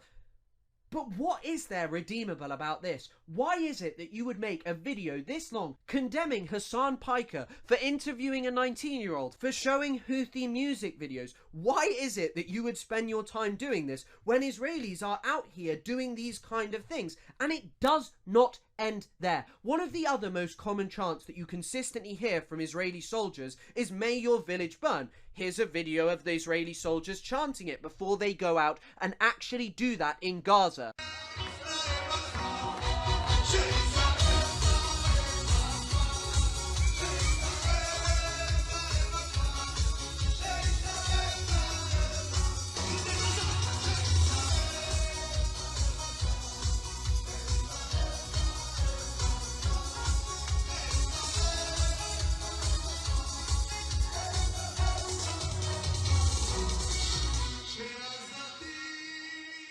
Let it burn, baby, burn, baby. This house is on fire. This house is on fire. This is a man who claims that he thinks there is a genocide in the Gaza Strip, yet he spends his time talking about the Houthi slogans. He doesn't talk about the Israeli slogans. He doesn't talk about this as a sickness in Israeli society. I have said it over and over again. He sees Yemenis and Middle Easterners who are not Jewish from Israel as monstrous savages, whose ideologies are different, whose motivations are different to those of Israel, Jewish people and Americans. He is a man who exceptionalizes the state of Israel in order to make himself feel better about his horrifying right-wing views, which justify the slaughter of scores and scores of colonized people across the entire region. But all of that's okay because, as Ethan puts it, they're the bad guys. Israeli. Rudy was saying that Palestinians are taught at 2 years old to kill Americans. That's pretty spicy. Yeah. Do we have that one? Like Kamala, the other one. I could add it. you're excusing people being burned alive and kids being murdered. You're saying Israel does that on the daily. Okay. Now I'm not denying that. I'm not denying that. So are you denying that? So are you not denying that? So are you Now look, I don't want to critique Ethan's personal relationship with his wife, Hila Klein, or the Raider of Ramallah as she is sometimes known, because it's ultimately unimportant for this video. But what is important is that it is one of the clear reasons that he deploys Orientalism, to make himself feel better about the clear incongruency between his consistent lack of condemnation of his wife and her behaviour and his constant condemnation of people like Rashid al-Haddad, who have never even served in a military, yet he sees them as terrorists. Now, as I'm sure that many of you know, Hila served in the IOF, the Israeli military. It's where she came by the nickname, the Raider of Ramallah, and she maintains that, you know, she was just doing a desk job for a senior IOF terrorist, you know, a senior figure within Israel's occupation. She was just doing a desk job for him. But then she got bored and one day wanted to go onto a raid in Ramallah, a space which Ethan refers to as a terrorist city. Just watch this clip. Forced up, because what did you do? What was your role in the military? At first, I was given a role that was like in an office somewhat close to my house in Tel Aviv. And it was kind of like going to a day job in an office. It happened right after there was some kind of a second war in, where was it, in Gaza? That, yeah. There was some sort of a small war when I was there. And so my job was to, like, when they send officers or like people to go serve, I had to like logistically help with like their hotel or a room, things like that. But it was all on the computer. It just felt like some computer thing. Right, okay. So secretary. Yeah. Interesting. And it was super boring and I really hated it. Because it was just like, I had to take a bus super early, go there, spend the whole day, go back home. I hated it. So I tried to change my role. And it was something like you can apply for it and it's a form that you fill out and then they're going to give you something else completely random. Different you have position, no idea. different post, different location. So I decided to do that, and if I don't like the second one, then I'll just find a way to get out of the army. Was that bad? Yeah, I hated everything about it, didn't want to do it. Because if you're doing something that it felt like I wasn't doing anything, I was just wasting my life. Yeah. It could get really... Dude, that's what's so crazy about it is like, I didn't know this clip existed at the time when I did Leftovers with Ethan. And like, I had seen some of the things that Ethan had said at the very least about Israel. And my assumption immediately was like, there's no way that they would ever be defensive of Israel post October 7. You know what I mean? It was just like, it's Ethan himself has said so many things about Israel, about how it fucking sucks dick. You know what I mean? Just like how awful it was.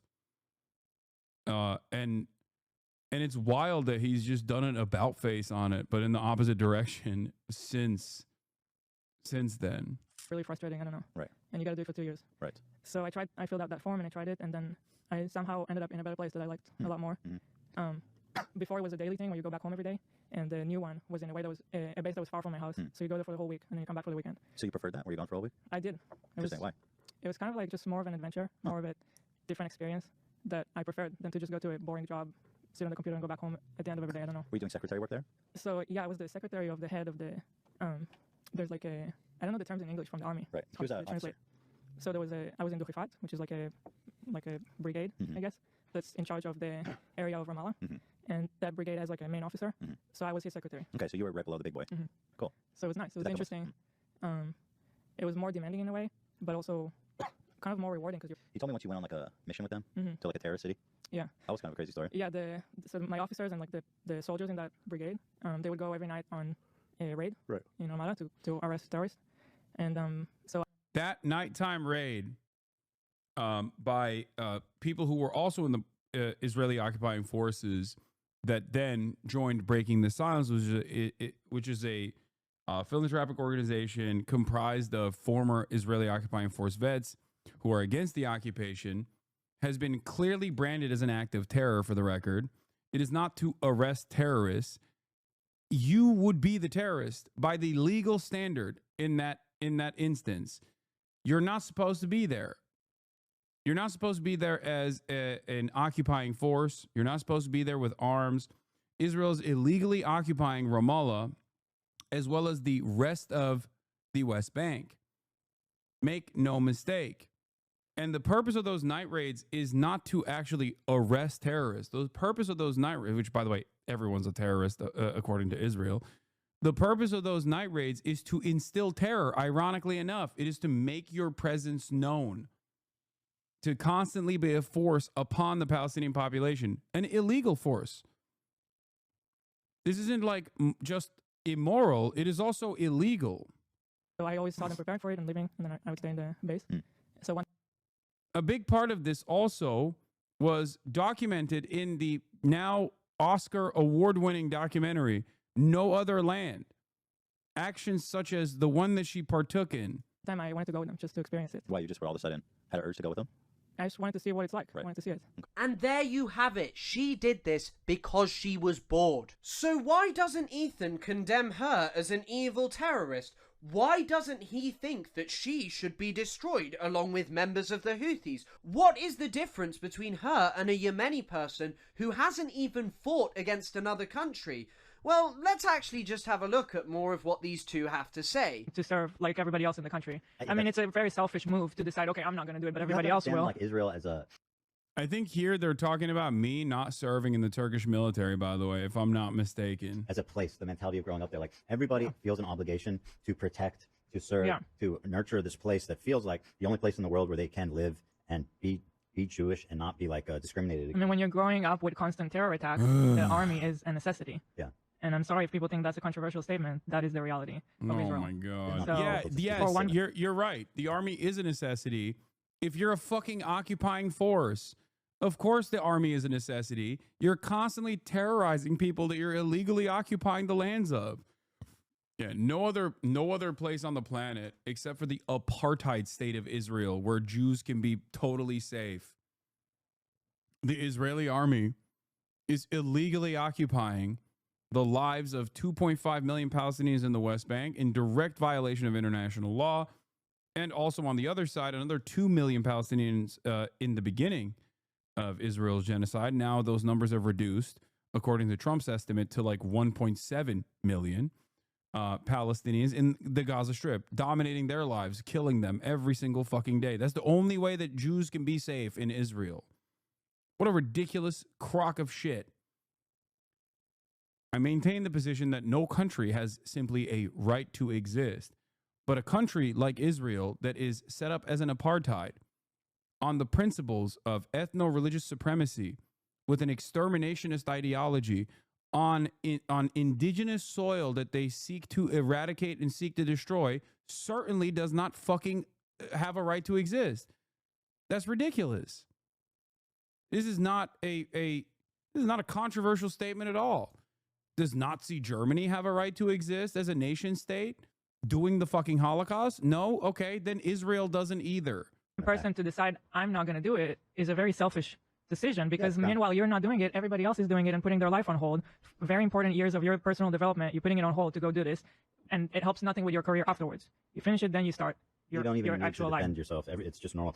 And I just want to note something before I analyze this clip here. Lying for Ethan and Hila is a very dangerous game because you have published the vast majority of your life on the internet for well over a decade now. I've been watching you since I was 14, really. And what you said, first of all, was that, you know, Hila didn't actually want to serve in the IOF, that, you know, she was kind of forced to. But I think... Maybe clarify by saying no country has a right to exist. That's what I said. I literally started off by saying that. That was the first statement I made. Like, the idea that, like, any country has a right to exist is a silly one to begin with. Like, people have a right to exist, okay? But it's so funny. You didn't hear me say exactly those words verbatim and said, hey, man, you better clarify. I think what's becoming clearer is that both of you are letting the mask slip more and more, because in that original clip you claimed, oh, it was mandatory and all of these things, but now Ethan is saying that it is a necessity and Hila is saying that people who don't serve are shameful. That's not really congruent with the idea that you didn't want to serve, is it now? And Ethan and Hila are claiming here that the IOF is a necessity because of the really serious threats that Israel faces, terror every single day. But what are these threats? Where do they come from? Is there any context to them? Or are they just the result of the barbarous anti-Semitism that Jewish people face every single day in the Middle East? Well, of course they're not. And it's so ridiculous for Ethan to sit there and claim that he is pro-Palestine, because once again we can pick apart another part of his ideology. So Ethan says in the content nuke that he thinks Israeli settlers in the West Bank are colonial settlers. Condemned Netanyahu as a war criminal. They're led by Netanyahu, who should resign in disgrace and go to prison for being a war criminal. Called the West Bank settlements an abomination. Settlers in the West Bank are religious zealots, they're monsters, they're genocidal. I've even said the West Bank settlers are valid military targets. This doesn't also make sense because, like, at the time when he said that, I didn't even realize that Gila had literally participated in a raid. What is the raid supposed to be? Why are people saying his lawyer? When you talk about like colonial settlers and stuff, like that's what's actually happening in the West Bank right now. And these people are more or less valid military targets, in my opinion. I mean, I'm not really sure that he knows what this means. But anyway, he thinks they're valid military targets. But he doesn't have a problem with his wife who served in that area, who raided terrorist cities. He has no problem with that. He said just a few days ago that he is proud of what his wife did. And like, and I mean, to me, it's like, that's shameful and it's embarrassing. Hila served her country. She did her civic duty. And I think that's a good thing, that, you know, regardless, like just in general. Right? But at the same time, he's against the occupation. He's against the extremities of Israeli society. What does he think Israeli soldiers do in the West Bank? They're not just having fun or protecting Israel. They are maintaining Israel's colonial regime in the West Bank. They are there so as to ensure that the Israeli occupation does not face any form of serious resistance. She was arresting people, most likely for opposing it. Who knows whether that was via armed resistance or peaceful means? I mean, Israel doesn't make a distinction. It doesn't even offer people trial before it begins its horrifying torture of them. I mean, Ethan Klein is a guy who claims that he thinks that there is a genocide going on in Gaza, yet simultaneously thinks that it is shameful not to serve in the Israeli military, that it is some kind of necessity. Yeah, it doesn't. This is the problem. You have to look at like the overwhelming amount of his coverage on this issue to get a good grasp of like what he truly believes. Because there have been instances where he has said the things that he just added onto the fucking context puke. Ironically enough, the major inconsistency that is that's a great demonstration of this, a great demonstration of the other inconsistency we're talking about is the fact that he also brings up the $6,500 donation that he made to my fundraiser. Okay. That fundraiser where we raised, alongside this entire community, where we raised $1.6 million, I believe, in the immediate aftermath of October 7. He uses that to say, look, I'm pro-Palestine. Look, I gave $6,500. Like, how could I be anti-Palestine? And then he chooses to deplatform the guy whose fundraiser he gave money to, and also has continued to say, oh, these guys raise funds, the Creators for Palestine charity that we also set up together. That charity is negligible. It's meaningless. It's so stupid. My $6.5 thousand, on the other hand, very, very important. Very important. It doesn't make any sense. Like, do you see the inconsistency there? On the one hand, he thinks it's fucking stupid to fundraise for Palestine. But on the other hand, he uses that as a form to say, look, I'm pro-Palestine. You see? This is inconsistent. How does no one see this in his audience? It's just like on basic principles. This is an inconsistent position to have. Does this guy think that actually talking about Palestine and Israel on the internet is securing him? Every single time he opens his mouth, he puts his foot in it because he has no understanding. He has no coherent position. He just condemns the excesses of Israel without ever confronting what he actually supports. And I mean, he claims that Israel is under threat. He does it in the content nuke as well. He claims, oh, you know, Israel's under these threats. It has been since it was established. But where do these threats come from? I mean, Hezbollah, for example, what is the actual context of it? Well, Israel invaded Lebanon in 1982. Hezbollah largely came from that. It gained legitimacy through fighting against Israel, through driving them out in 2000, driving them out in 2006. It became popular. Lebanese people liked it because it stood up to Israel. And by the way, the crimes that Israel has committed against the Lebanese people are truly unbelievable. Since the ceasefire came into effect, who is the one terrorizing the people of Lebanon? Who is the one consistently carrying out bombardments during a ceasefire? It is absolutely obscene that this man sits here and tries to overplay the threats that Israel faces that come from its settler colonial nature. And the same goes for the terror attacks. Look, innocent civilians being killed is not a good thing, but Ethan claims that he opposes colonial settlers. He claims that he thinks there is a genocide. He says all of these things, but he lets his wife go on about how there are terror attacks every day. Does he not see that since the inception of the Zionist project in the early 20th century, Palestinians realized that they had to resist against what the Zionists were doing? They knew that the Zionists wanted to build a state that did not involve the Palestinians, where the Zionist project would be dominant over them. And so Palestinians have resisted ever since that date. And Ethan even seems to say that he thinks settlers in the West Bank are valid targets, but he doesn't carry that same energy for people who settle outside the Gaza Strip, who live on the lands of the people who were expelled to Gaza in 1948 during the Nakba. He doesn't. Ironically, this is something that I try to get him to understand as well. Doesn't care about that, you know, that doesn't matter. He's more interested in trying to talk about the Mizrahi Jewish people brought over to Israel after the expulsion of the Palestinians, rather than talking about the suffering of the Palestinians and actually contextualizing why they might resist. What is this?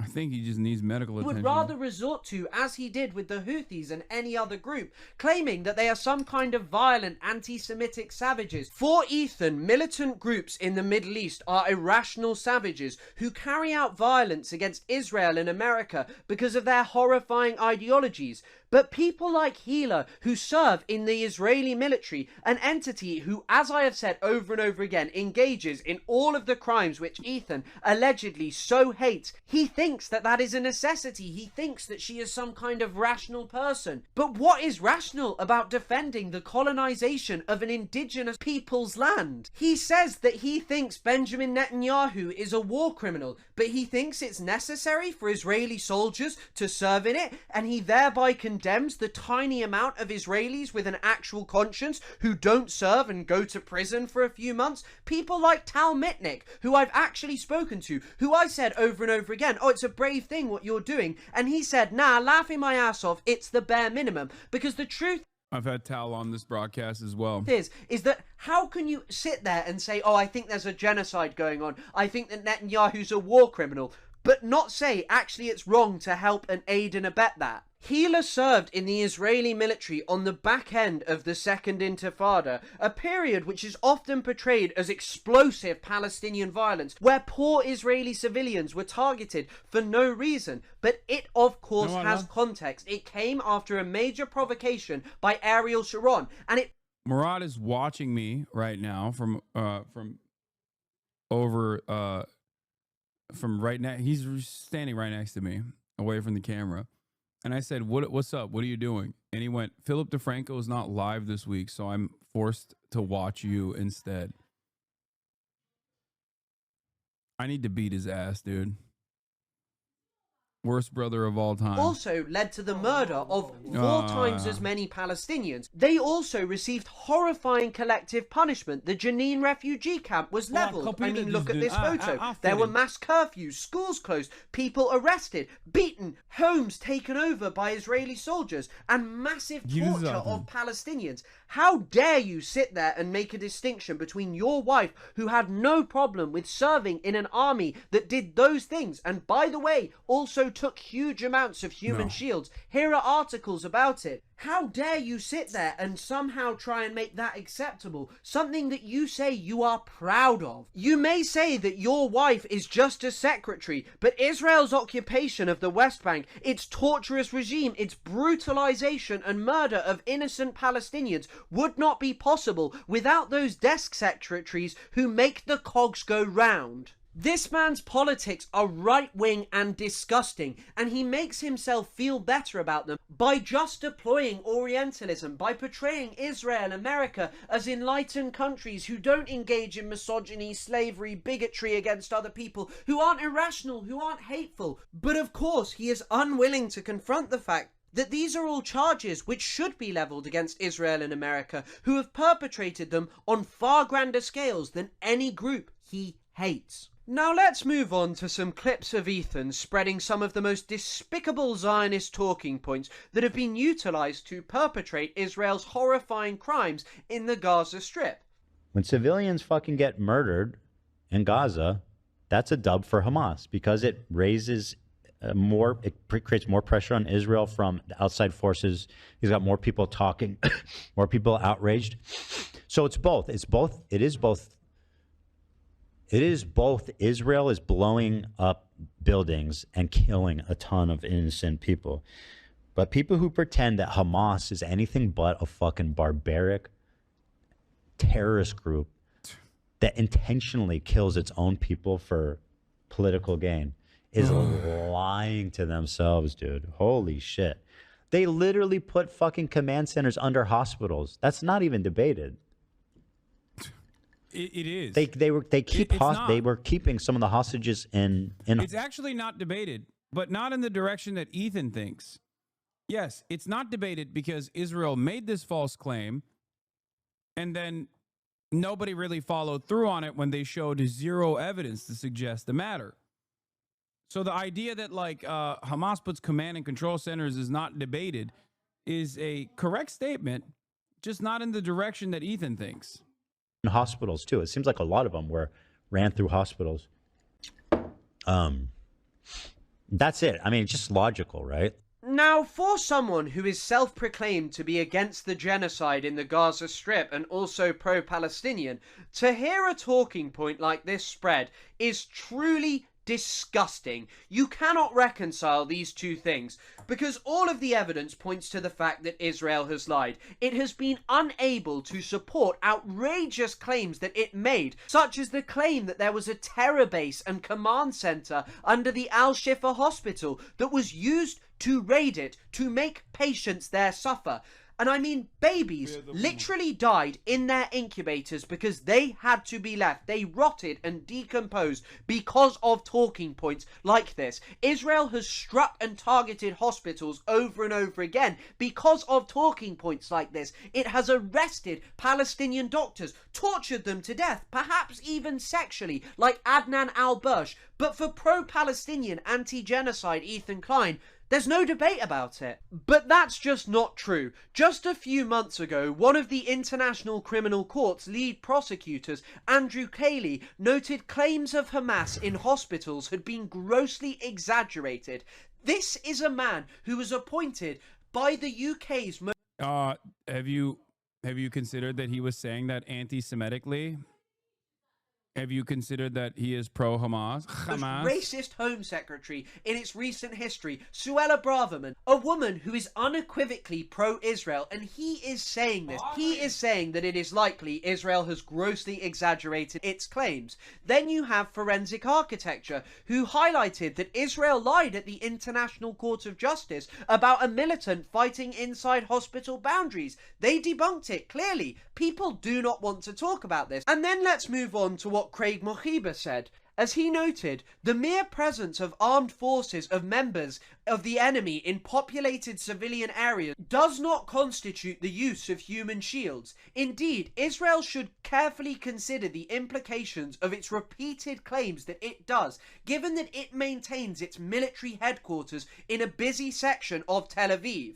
Ethan has spread one of the most deadly Zionist lies. It is truly despicable. For this man to try and sit there and claim that he is pro-Palestine is utterly obscene. And it's provable that the Israeli military just make up numbers when it comes to claims about terrorists or militants. You had this Haaretz article which stated that of 200 people who crossed an arbitrary line invented by Israel, which they executed, less than 10% of them had any link to Hamas. Or you have this article from the BBC about Israel's bombardment of Lebanon, where Israel made the claim, oh, we were bombing a Hezbollah command center, we were only targeting militants, we were eliminating Hezbollah commanders. But of the 73 people killed, only 68 of which could be verified, likely because they were torn to shreds and their families will never even get to bury them. Only 6 of them had links to Hezbollah's military wing, none of them held a senior rank. The other 62 of them were civilians, 23 children, and they were killed. And Israel lied, and people like Ethan believe it, and they show it to their audience of millions of people. Tell them these kind of lies that are currently killing people in the Middle East. These are the claims which undergird Israel's genocide. This is the way that the consent is manufactured, which makes Israel's slaughter possible. This is why people are so anti-Israel, America, and the media in our countries. And as I have said over and over again, to the point where it is getting tired, for someone who claims to be pro-Palestine and anti-genocide to say these things is despicable, but it still shows you his Orientalism, this distinction in the way that the other fights. They are savages who lie, who want their own civilians killed, not like Israel. No, Israel's a moral nation. His wife was in their army, you know, it's something that he's proud of. And I'd like to end with a very short segment about the recent anti-Hamas protests in Gaza that Ethan, like many other liberals who purport to be pro-Palestine but in reality are Zionists, has not been able to get over. Ethan said you wouldn't have a career if you didn't have a podcast with him, Lamau. I think I'd probably have a better career right now if I never encountered Ethan Klein, if I'm being totally honest. A big part of his haters...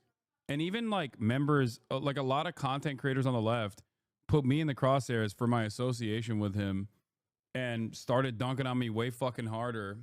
Like it was definitely a reputational hit. You hadn't heard that, Lamau? No, I had not heard that. The reason why Ethan had me on as a co-host on his podcast was not because he was giving me a leg up. The fuck? I was averaging 30,000 viewers back then. The fuck is he talking about? If anything, it probably was reputational damage. He said you had under 10K viewers prior to October 7 and that the podcast revived you. Wait, what? This man has been so excited about them. He's found a new way to condemn Hasan, to say, oh, he's more pro-Hamas than me. Oh, I think that these are the only way to end Israel's genocide, and they're going to be brilliant. But what I would like to say is, look, no one who knows anything about Palestine should be surprised that there is anti-Hamas sentiment in Gaza. Life is very difficult in the Gaza Strip. During times like this, people turn against their government. And so I wouldn't actually have a problem with Ethan covering them if he hadn't used them as yet another way to excuse Israel's genocide. Because Ethan has posted a plethora of stories about this, but I just want you to watch this very short clip where Ethan effectively says that the... No, he specifically said that you do pro-Palestine content for the clout, not recognizing that your viewership took a hit because of it.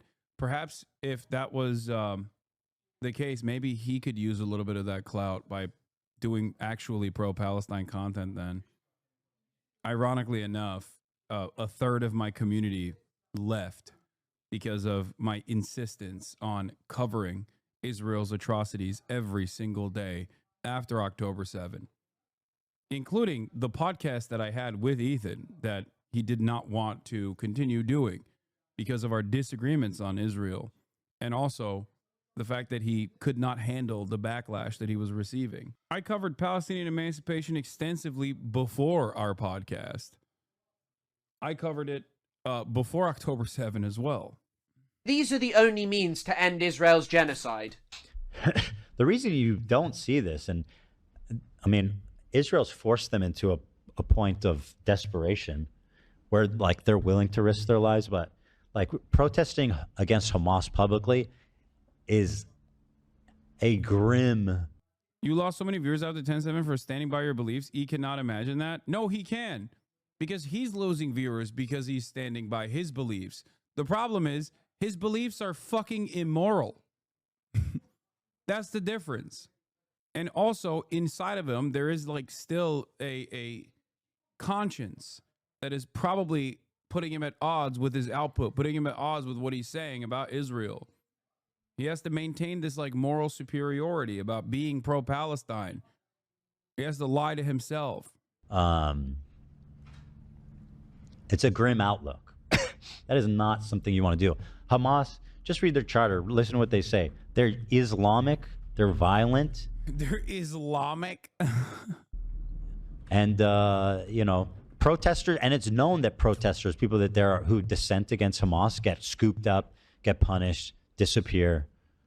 Now, if at this point you don't believe that Ethan is Orientalist and creates a distinction between them and us, he literally refers to one of the reasons for Hamas being so dangerous as them being Islamic. I think if I were to say that Israel is the way it is because it is Jewish, he would make videos about me calling me an anti-Semite. Oh, It yeah. is Oh, yeah. Oh, yeah.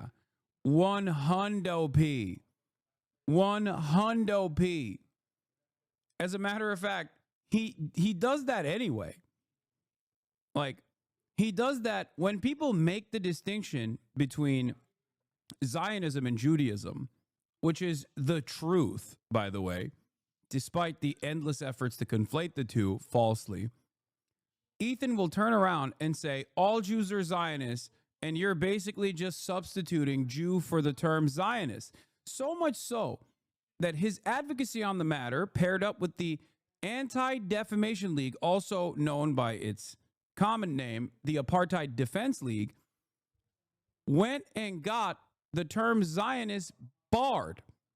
In Twitch TOS, they made Zionist a protected subcategory. It would be like Twitch saying, yeah, you can't say Nazi. It's a protected category.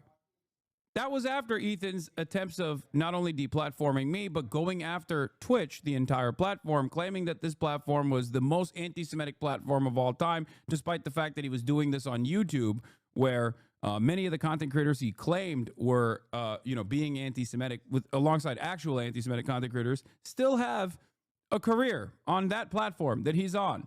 Completely insane that he would say this, especially when you consider that Israel's violence against non-violent protesters is off the charts. During the First Intifada, a mass uprising that was largely non-violent, Israel deployed some of the most horrifying torture that you could possibly imagine. And you can read about how horrifying this torture was in texts such as on Gaza Beach. Yitzhak Rabin, someone who is considered one of the most peace-loving Israeli prime ministers, issued an order to break the bones of non-violent protesters. And this isn't something that went away. Bro is still obsessing over Ethan, not like he makes a comedy podcast. I don't know. I don't think it's really funny to do genocide defense over and over again. Also, it's really hilarious to say I'm the one obsessing over Ethan when every single time I even briefly cover the subject matter, let alone an entire video from a separate content creator dissecting some of the insane things that he's done, chatters come to me with 100 different instances where he has said something absolutely insane over the course of the past couple of weeks that I didn't even fucking know about. I also said he is supposed to be a comedian, and he said he wasn't one, so I don't know which one it is. Rent-free? Okay, chatter. Yeah. Rent-free. You're right. So rent-free that the person that I'm rent-free in the mind of is saying he wants to sue me and apparently talk to a fucking civil litigator the other day about possibly getting me charged with promoting domestic terrorism. How many Instagram stories have I made about Ethan Klein? How many Instagram stories he's made about me? How many episodes has he talked about me? How many episodes has he dedicated entirely to me or my friends? It's pretty funny that I don't have to actually say anything. He just constantly gets in trouble on his own because everyone can see that he is behaving in this hysterical manner. Israel's response to the Great March of Return, a march that initially was not supported by Hamas, although later they didn't come out against it, but was largely non-violent, Israel responded by shooting Palestinians. Look at this one, where an Israeli sniper brags about maiming 42 Palestinians in one day. These were horrifying, traumatic injuries that led to people losing their legs and being unable to walk. But Ethan would never dare to say that Israel is an innately violent country, that it is this way because it is Jewish. No, because that's not acceptable. But when Ethan accused Sam Cedar of saying the N-word, then stories about the backlash by talking about you? What? What? When it comes to Muslims and people from the Middle East, he sees them as different. He sees the way they behave. He said you watched that clip yesterday, Lamau. As unacceptable because of where they come from and because of the fact that they challenge the dominance of the West and Israel. I mean, listen, I feel like this is a force that's going to help end the war, not fucking keeping hostages and underground and like sending, just continuing to provoke Israel to attack them. And the core problem with this is that the Israeli government doesn't care about the hostages. The Israeli government doesn't care about Hamas. Just a few days ago, Benjamin Netanyahu stated that voluntary migration was the plan, that they would control the Gaza Strip. That's it. They're not hiding it. It's a plan. Anyone can discuss it with them. They are openly planning to ethnically cleanse 2 million people. Why are you obsessing over these protests? They are not going to save the Palestinians. They are not going to end the suffering. The genocide that you allegedly condemn, the thing that you have spread the propaganda that has enabled, Israel is just ramping up the destruction. It's why they blew up the Turkish cancer hospital, the only cancer hospital in the Gaza Strip. No one's going to be getting any cancer treatment there anymore. Where are they going to have to go? Other countries. They won't come back. Gaza is gone to the Zionists, and anyone who is going, well, if Hamas released the hostages, it would save everything, is wrong. The only answer to this situation is massive, massive pressure on Israel. But that's not what Ethan wants. Ethan is planning on taking a trip to Israel to show you its real side. But what real side is there to Israel when it is a country that is openly planning to perpetrate the greatest crime of the 21st century? You can say, oh, I don't like Netanyahu, I don't like this, I don't like that. It won't change anything. The Israeli military that you are proud of your wife serving in is going to expel millions of Palestinians from Gaza. Then it will turn on the West Bank. Then it will turn on Palestinians inside Israel proper. And you want to go and show your supporters this wonderful side to it. It is one of the most obscene and shocking things that Zone of interest, straight up, has come out of Ethan Klein's mouth over the last year and a half. Because it is not only that as he goes, Israel will be implementing its plan to expel 2 million people, it is also that what he loves and enjoys about Israel is inextricably linked from the dispossession, marginalization, and extermination of the Palestinian people historically, the Nakba, the consistent displacement of Palestinians. But it is also linked to the fact that only a few hundred miles away, if even that, in the West Bank, Palestinians will be being expelled. Communities will be being wiped away. There will be violent pogroms against Palestinians. And Ethan is just going to ignore it. He will not care because he wants to show you the real side. But the two are inextricably linked. So Ethan Klein is a confused Zionist who wishes to disavow the most extreme and unacceptable aspects of Israel's genocidal violence against Palestinians. But he cannot abandon his Zionism. He is unwilling to see that Hamas, far from being the sickness, is but a symptom of Israeli settler colonialism, the true sickness that plagues Palestine. From its very inception, Zionism was rejected and resisted by the indigenous Palestinian people. They never wanted to give Palestine away to colonizers who came with the explicit goal of marginalizing the population of Palestine, destroying their alternative mode of existence, and eliminating their cultural and historical contributions to the land of Palestine. And so until Ethan can see that there is no Zionism without the Nakba, without the current expulsion of Palestinians, without the settlement in the West Bank, this man will remain forever a confused Zionist who will continue to aid and abet Israel's extermination of the Palestinian people. Yeah. That's all I got for today, folks.